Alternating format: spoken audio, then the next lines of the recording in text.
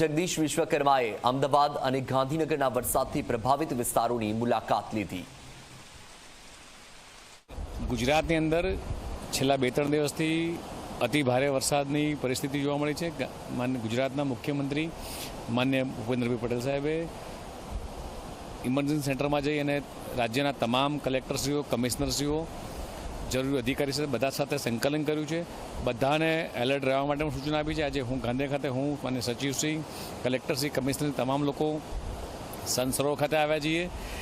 ગાંધીનગરની વાત કરું તો લગભગ 24 કલાકની અંદર એવરેજ 2 થી 2.5 ઇંચથી વધારે વરસાદ નથી પડ્યો। પરિસ્થિતિ બધી જ નિયંત્રણ હેઠળ છે। કોઈ જગ્યાએ બીજા અણબનાવ નથી બન્યા।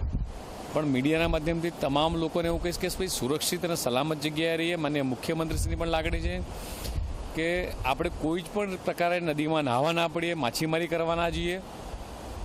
માણસામાં થોડો ઘણો વરસાદની પરિસ્થિતિ 4 ઇંચ માણસામાં વરસાદ પડ્યો છે। ઓન એન એવરેજ જોતા ગાંધીનગર હોય, અમદાવાદ હોય, બધી જ જગ્યાએ તમામ વસ્તુ નિયંત્રણ હેઠળ છે। એનઆરએફની ટીમ, ફાયર બ્રિગેડની ટીમ, આ તમામ ટીમો પણ તૈનાત છે। કોઈ જગ્યાએ કોઈ ચિંતાજનક વાતાવરણ નથી। સનસરોવરના લગભગ 2 ફૂટ જેટલા દરવાજા ઓપન કરેલા છે। એટલે પરિસ્થિતિ સંપૂર્ણપણે નિયંત્રણ હેઠળ જેવું કહેવાશે।